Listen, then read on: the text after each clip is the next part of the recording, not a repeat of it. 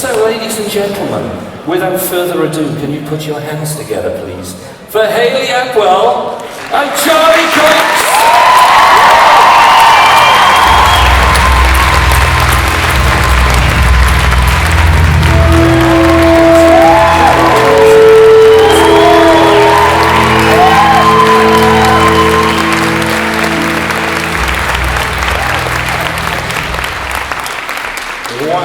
Reception. I tell you what, the whole of Wales Comic Con has been absolutely buzzing for you two to be here on the couch. How are you both? First of all, how was your Comic Con? Wonderful. It's been a very warm welcome as it was the last time I was here. So thank you very much for having me. Yeah, thanks guys. Lovely to be here. Thanks for having us out into Wales. Oh no, we absolutely love you guys here. You know. Hayley, I just literally want to say, you know, I'm a huge fan of yours. I try not to be a fanboy here, okay? I'm a huge fan of yours. Agent Carter, we have got to say thank you to you for putting, you know, just being an inspirational female superhero and taking that to a next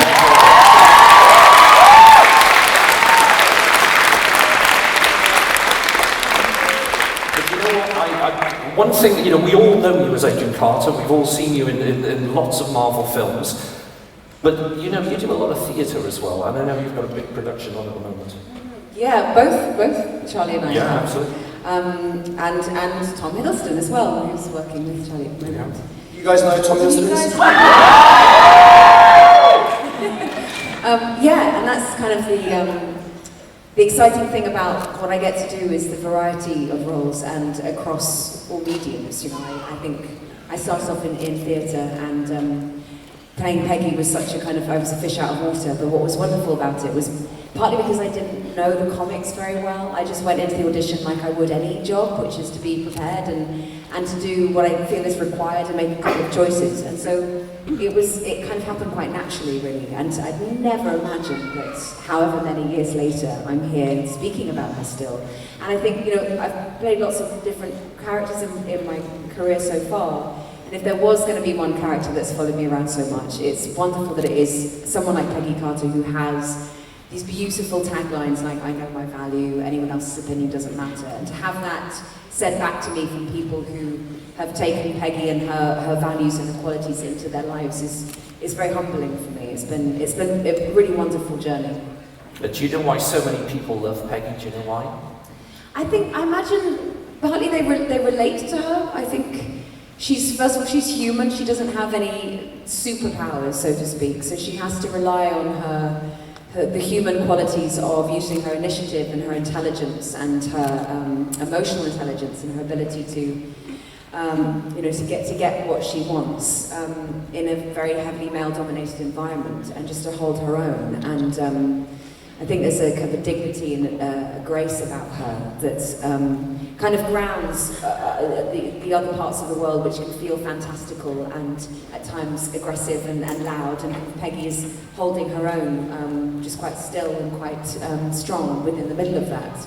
And I think people have just liked that they see her as someone who, you know, she's true to herself and she's a female role model for both men and women. You know, someone who is a supporter of equality between the sexes as opposed to disliking her male company. You know, and I think also the very sweet thing of going. She probably fell in love with Skinny Steve. She fell in love with the man he was before he transformed, and that's something that she's always kind of stuck to, and that they're kind of kindred spirits. They both have had to work past adversity to feel seen and feel heard, and that's something I think a lot of us can identify with. I think for us as well, we could just put it much more succinctly and just say, you just killed it. That's very you just killed it. You are awesome, you really were. Charlie Cox, everyone!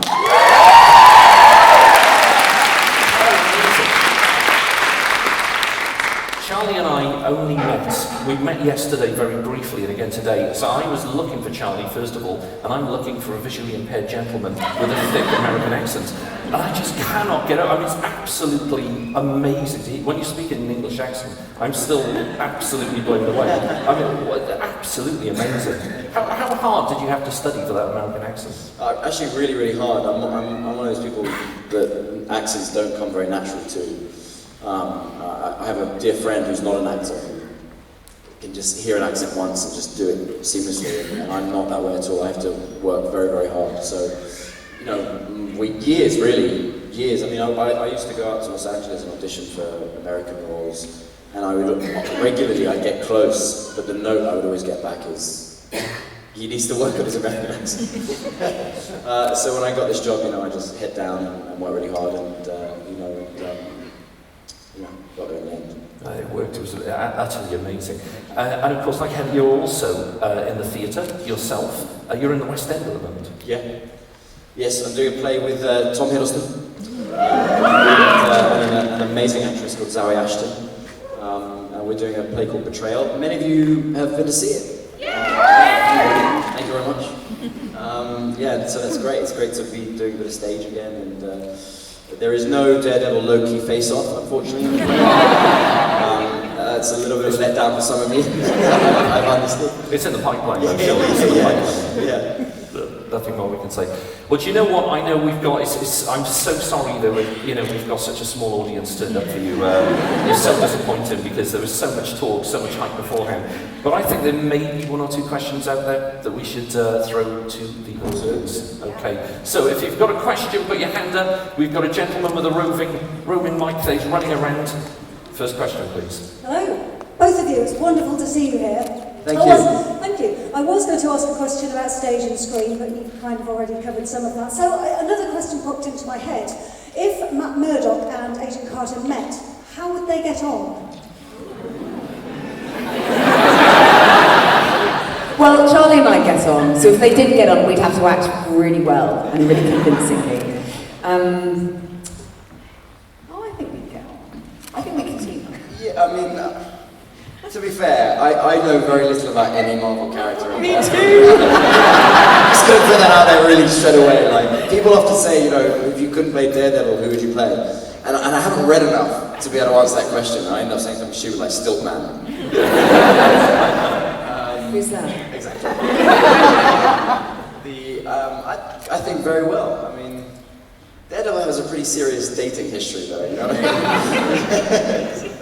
Yeah, I don't think Agent Carter would date him. Make that very clear, straight off, that this would be a business transaction.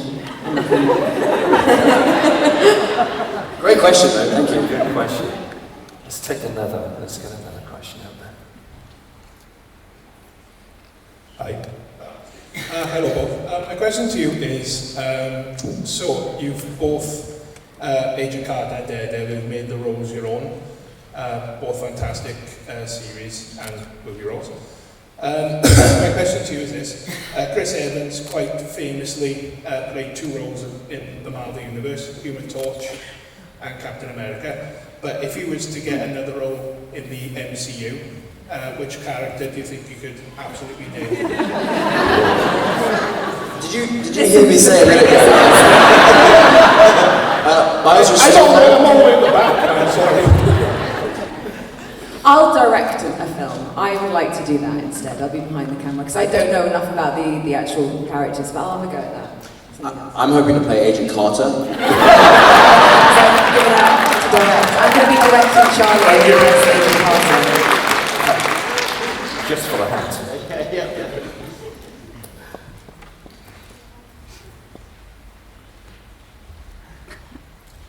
Keeping these guys fit, we are running around. Here he comes. Where he stops, nobody knows. What's up, DD? Hi. What was your favourite thing about playing both your parts?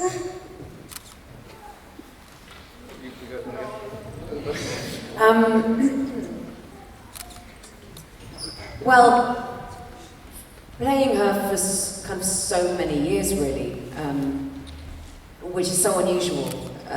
With parts before they've played, you have an intense filming process of a couple of months, perhaps.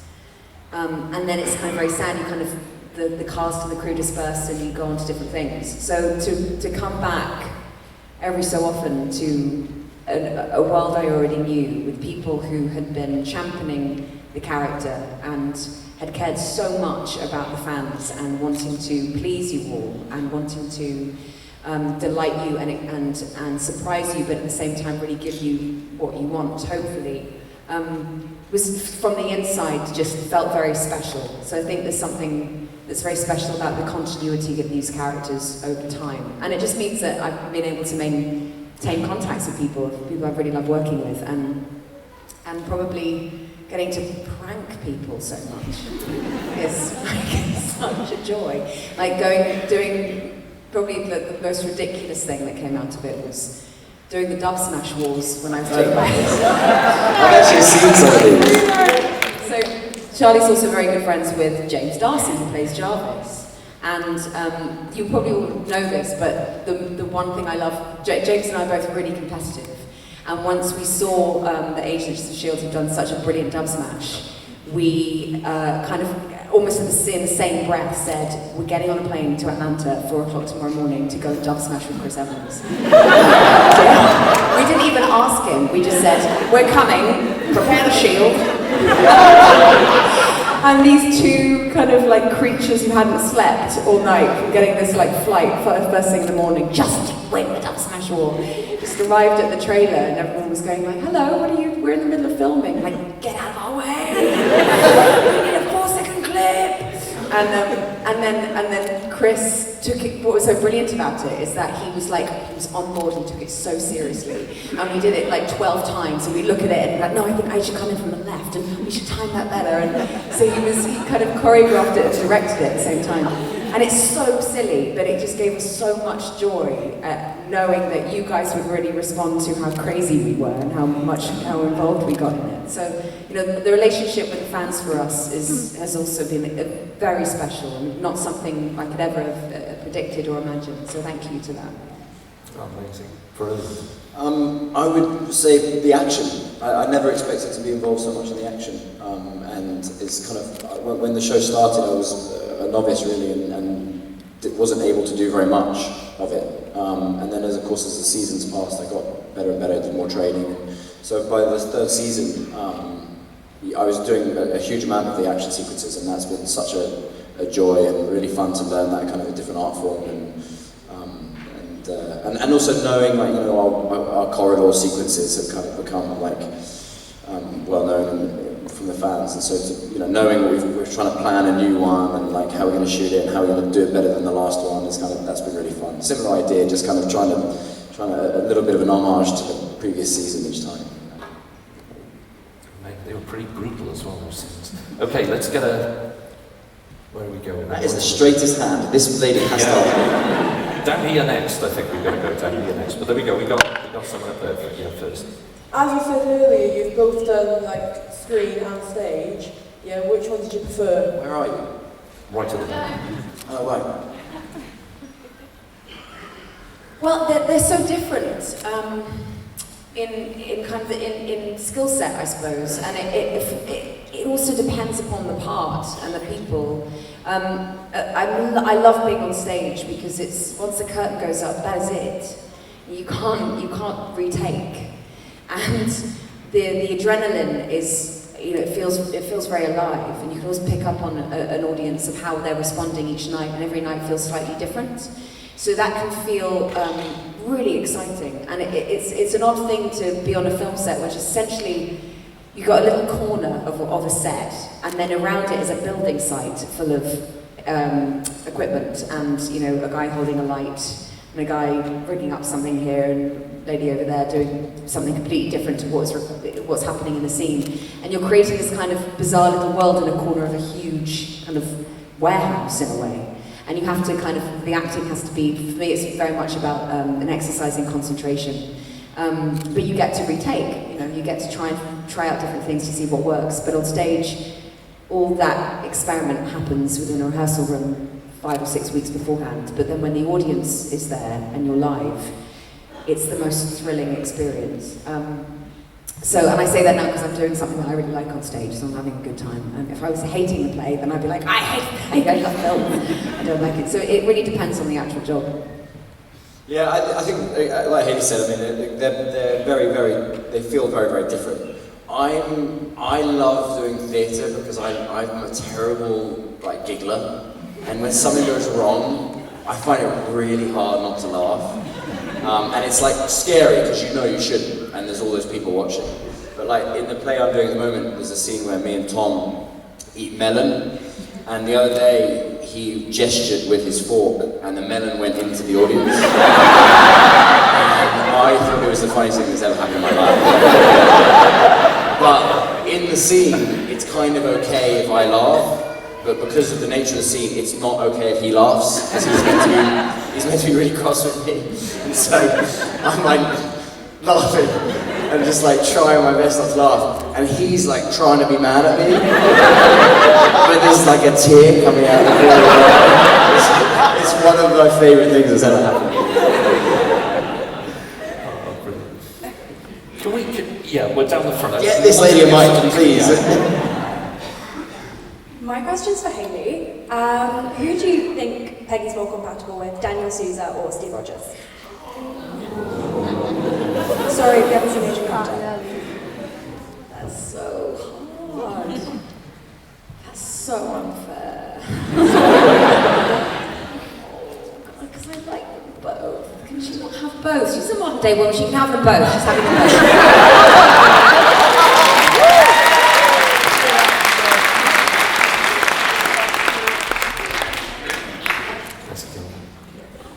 Have you ever met Tom Holland? Met who? Met Tom Holland? Have you ever met him? Have you ever met Tom Holland? No, I've not met Tom Holland, but I think he's great. I have, and he is great. He's very lovely and friendly, and I met him at a convention actually in America, and he's really good fun, and he's all the things you'd want him to be, so highly recommend hanging out with him.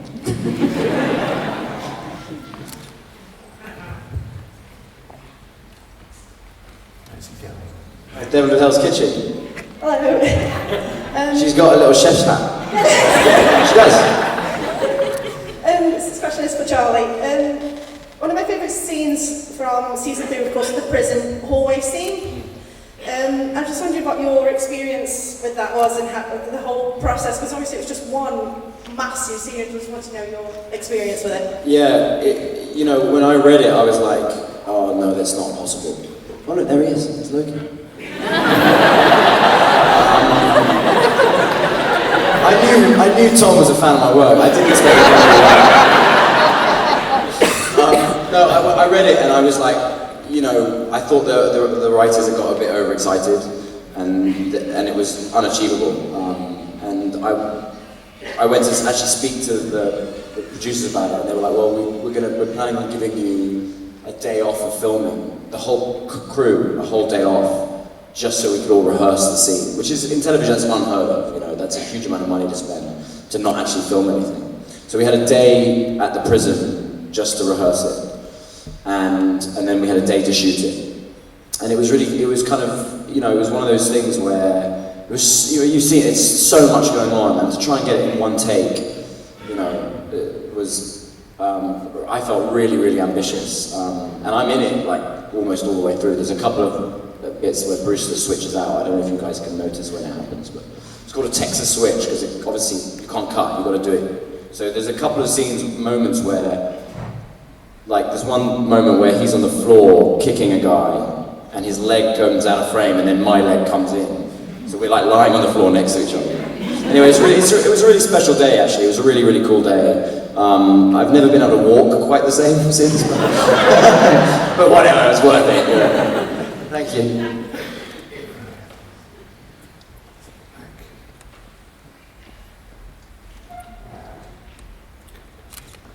Kind of awkward silence. Hello. Sorry I was a bit late, that was embarrassing. So I apologise if someone's already asked this question. Hayley, I love Agent Carter so much. All my friends, I've got friends with a lot of educated career women, and it means the world to us, that show. It really, really speaks to us. I'm really nerding out, and you're welcome to have half my Kit Kat, I love you so much. Especially for you. So were you aware when you were making that show of how much it would mean to other women? Because it does. Oh, that's lovely. I didn't know until I started coming and meeting fans at conventions, actually.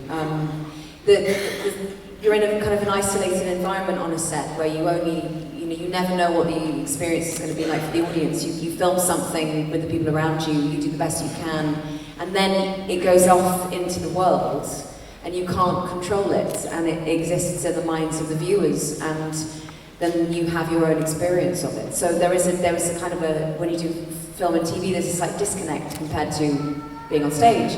So it was only when I started meeting people, and then particularly quoting back to me lines from it that resonated, that had meant something to them, and meeting young kids in particular, and both boys and girls who say things like, I know my value, and having a quality in Peggy that's about self-respect and self-esteem that is not an ostentatious display of confidence, but something quieter, something more just knowing within herself that she doesn't need to prove to anyone. It has really very much come from meeting people like you and hearing that. So it's wonderful, and I think, I feel as an actor, I'm just a custodian of her. I didn't create this character. I didn't write the lines, but I breathe life in an interpretation of those lines for an audience. So I kind of look after her for a bit for you. But so I can see her a little bit objectively, and just as I said before, if there's one character that I played that follows me around, I'm pleased it's someone like Peggy. It's someone that I'm happy to have by my side. Thank you. I wish I'd saved you the whole Kit Kat now.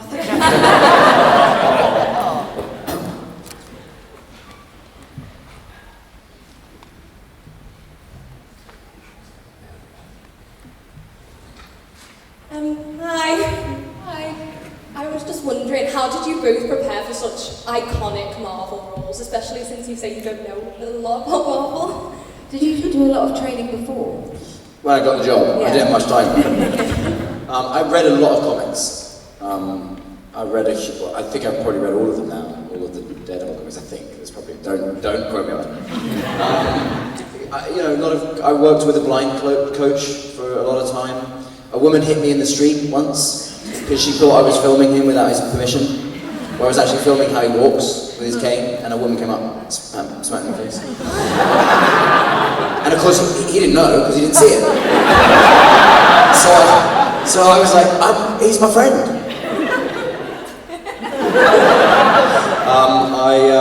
And then, as much as, went to the gym.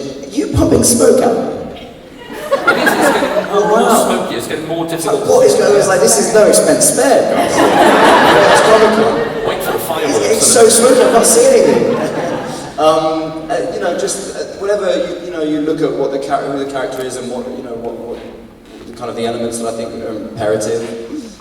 With Dee Dee, there was a lot for me. There was the accent, the blindness, the training.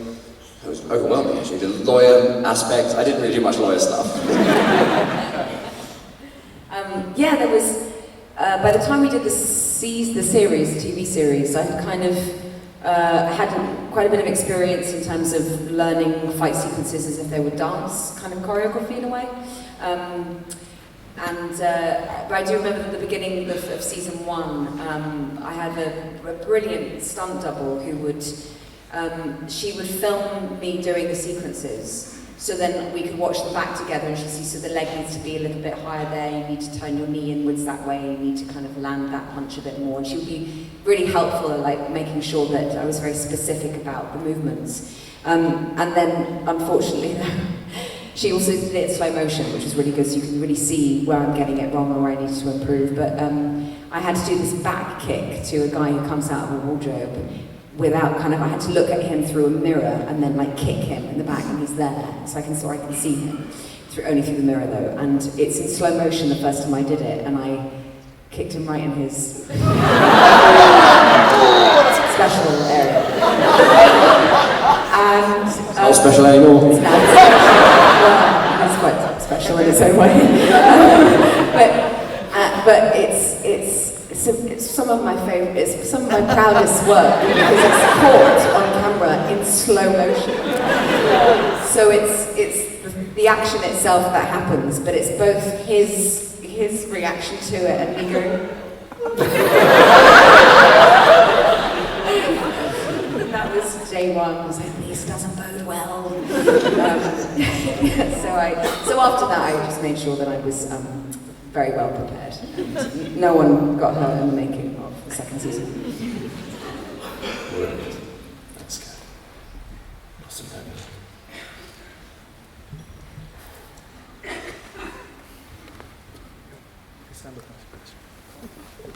Hi. So I was basically just going to ask, what were your favourite types of scenes to film? Because I enjoy like with Daredevil and Agent Carter as well, the action scenes, but also, you know, they have like certain story arcs as well. Particularly in Daredevil, the stuff with the Punisher, I loved in season 2. I just wondered what your favourite ones were that you had to film.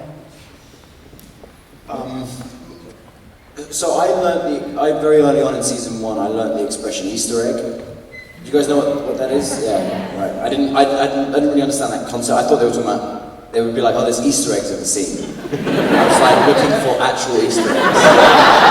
So for those of you who don't know, an Easter egg is like a little something, like a piece of costume in the background or a little reference in the text that is, that you know, fans of the comics would really pick up on know and stuff. And there's a whole like online thing where people go and look for Easter eggs, right?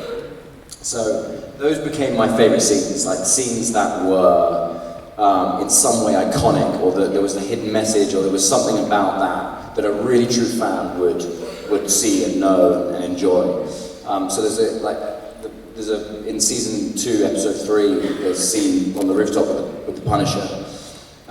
As we were choreographing it, and we knew what was going to happen, and by then I'd read a lot of comics, and I was able to, we were able to kind of frame a shot that was the cover of issue 184 with the No More Mr. Nice Guy, and it was like stuff like that. I was like, oh my god! But by then I was like kind of a fan, so I was like, the fans are going to love this, you know what I mean? So those became my favorite. The Melvin Potter stuff was like really exciting. His set was unbelievable. Me and John had a couple of fights in the set for fun, because it's all made of like rubber, you know? So that kind of stuff. Thank you, great question. I love this season 1, episode 5, there's a diner fight sequence that ends with Jarvis hitting someone with a diner tray and feeling very proud of himself. And he does this kind of wonderful look to himself. He's just very proud of his tray work. And I loved that. I thought it was kind of magical. It's similar to what Charlie was saying earlier about you read certain things and you go, how am I going to do that? And going, there's no way, what, no, how, what? And then it's happening in front of you. The kind of elements are, you know, the camera work is doing something really interesting and creative, and the stunt coordinator is choreographed this extraordinary scene where there's the timing of the person coming into the door and all of this thing happening together. It's all these kind of pieces in a puzzle, but then when it happens, you think, oh, it's happening. And so that was quite exciting. I do remember though, there was one, I think it must have been season 2, and there's one scene where the characters are talking in a kitchen, and there's a window behind them, and you can see Sousa and Peggy fighting some bad guys. And so you see them kind of like fly past the window, and then come out of frame and fly past again, and come out of frame and fly past again. And we had the stunt coordinator to do some kind of very intricate stunt work. And Sousa and Vera and I were standing either side of the window, and so on action, our stunt doubles would do something amazing, and then we'd come out, and then we'd come back in as if we'd just done it ourselves, but we'd have to be like... So with every take ever, I just got more and more ridiculous and elaborate at how exhausted we had to pretend to be. So that gave us the giggles a lot. And Charlie was saying, there's nothing that, you know, that feeling when you're at school and you're absolutely not allowed to laugh, and it makes us laugh even more. And the teacher says something and you just lose it, and then you're like almost crying, and you might even possibly wet yourself. And it's so bad. And then something, and it's almost like you're ashamed of it because you're laughing so hard. That is one of my best feelings in the world. It's just like, it's exquisite pain. And so doing that, you know, with each other on set is heaven. It's like, this is just the reason to become an actor, really, those moments. Foggy had a line, the freshest fish, and he could not say it. And it went on for 45 minutes. And it went well beyond the point where it was funny to other people. So it got to the point where like crew members are like, I want to go home. And I could not. It's just like we would do the scene and I'd get to the point where he was like, well, we'll have the freshest fish. And he couldn't fucking say it. I just said it. First time. He couldn't say it. What kind of things would he say? Fresh fish? Yeah, freshest fish. Like that. It was brilliant. Fantastic. Hi, thanks to be here. Well, Charlie, nothing to do with Marvel, but can you tell us about projects you have, in the near future? Just the play that I'm doing, that's all I know. I've just, as you guys... What?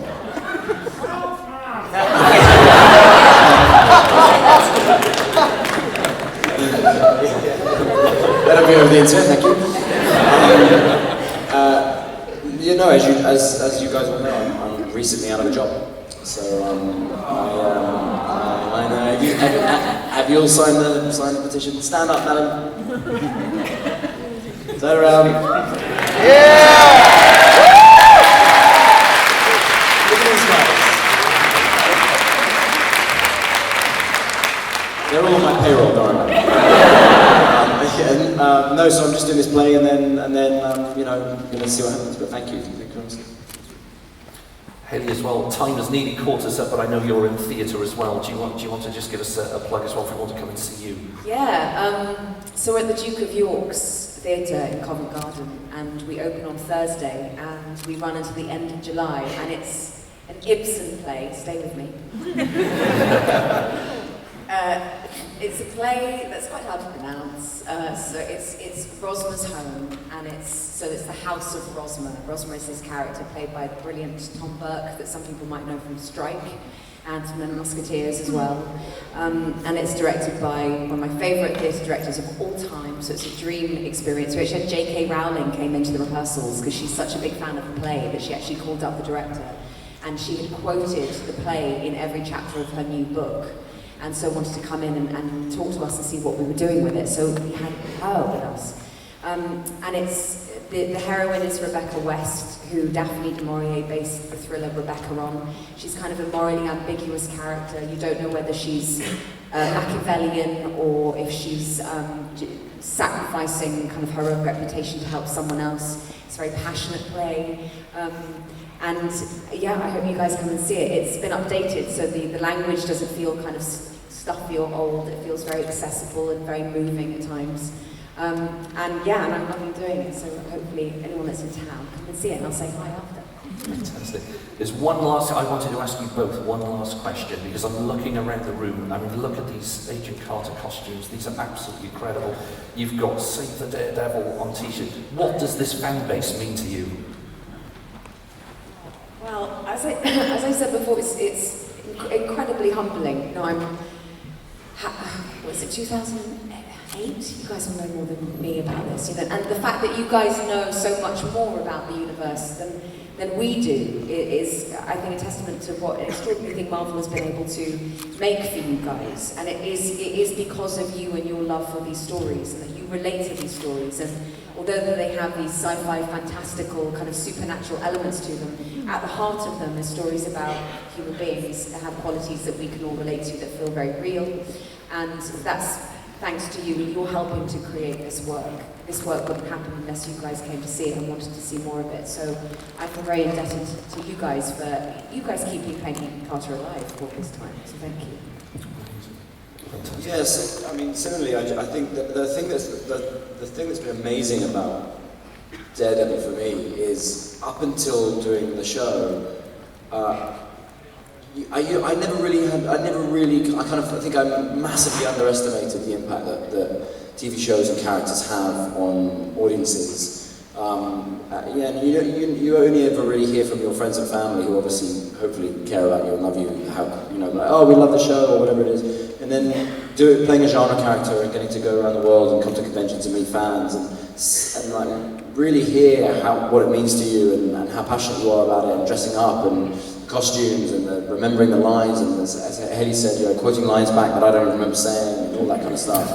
It really is. It's really kind of changed the perspective for me on you know, work that I choose going forward and work I've done in the past. You know, really, it's really very humbling to meet people who care so much and really see. My mum has always said, you know, it's so lovely to have an effect on people, and I never really got it until I started coming to these things and meeting you guys. So thank you so much. It's really awesome. Ladies and gentlemen, please put your hands together.